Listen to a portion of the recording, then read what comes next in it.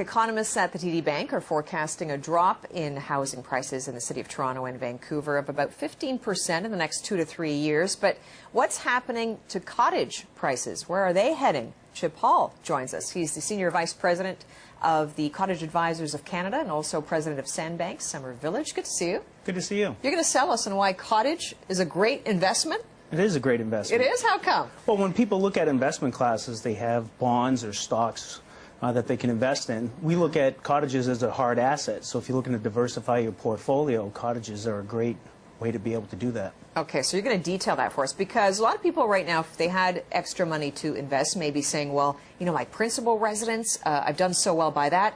Maybe I'll just buy a second home somewhere in the city and use that. Hopefully I'll get a good ROI. Why would they choose a cottage? Are you going to see a great return on that as well? I think you will. I mean, historically, history's proven that cottages have provided great returns on investments. Also, you'd be able to diversify where your locations are, because real estate is a local market. So if you're buying where you live, if the prices decline there, you have a decline in your primary residences now as well as your investment.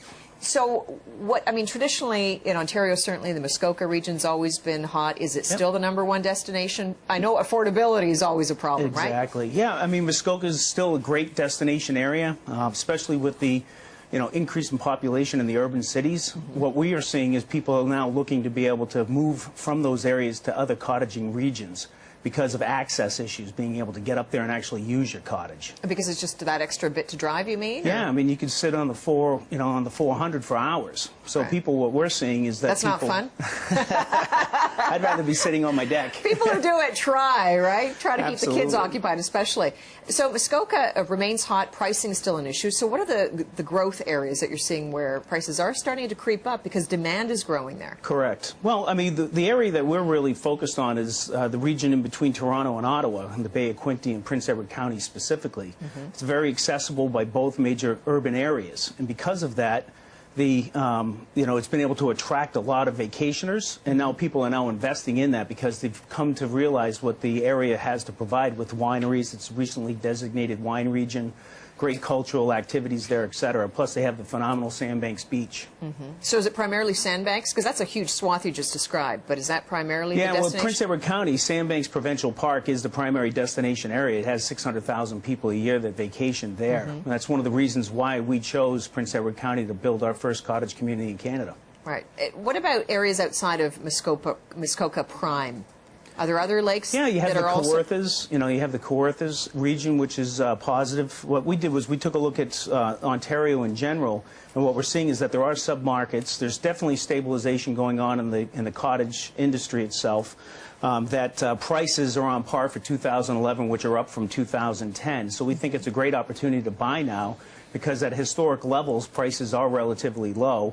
Inventory now is starting to be acquired on the waterfront. So if people have waterfront or water access property, those are the ones that are in high demand right now. Yeah, and there's only so much to go around, as we know, Location. So where do you see prices heading, given what you're seeing in terms of increasing demand? Well, it depends on what type of person's coming into the market. We're seeing a lot of baby boomers now moving into the market. They're looking to be able to buy cottages, potentially as a retirement area or a three-season living area where they might go south for the winter. They're also looking at it as an asset that they can pass on to their family members over time. So what are the things to look for if you want to buy, not just for enjoyment, given that's what most people are looking for, but also to maximize your return? Are there certain things that you should be looking for when you buy?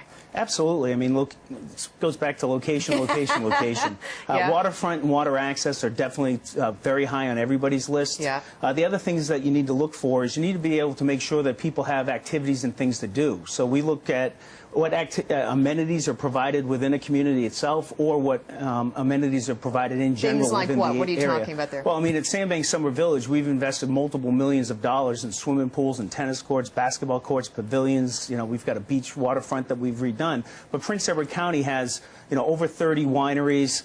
They have, festivals and arts, theaters, so places to go, things to see, events, etc. People want to have fun, right? And that's what cottaging is all about. So one of the things that we look at is that instead of, going to a region that doesn't have all those other amenities, when you're saying, hey, today's the day we want to go out and do something, you want to be able to have a place to go that's relatively close. and you know, gives you that flexibility. So location, amenities, any final thing on your list? Oh, pricing, right? Yeah. You have to have affordability. I mean, one of the things that people need to consider about cottaging is that there's many different types of or classifications of cottage ownership. You have fractional ownership, you have co-ops, you have timeshares, condominiums, and then freehold. Banks right now are lending primarily on the last two, cottages and freehold.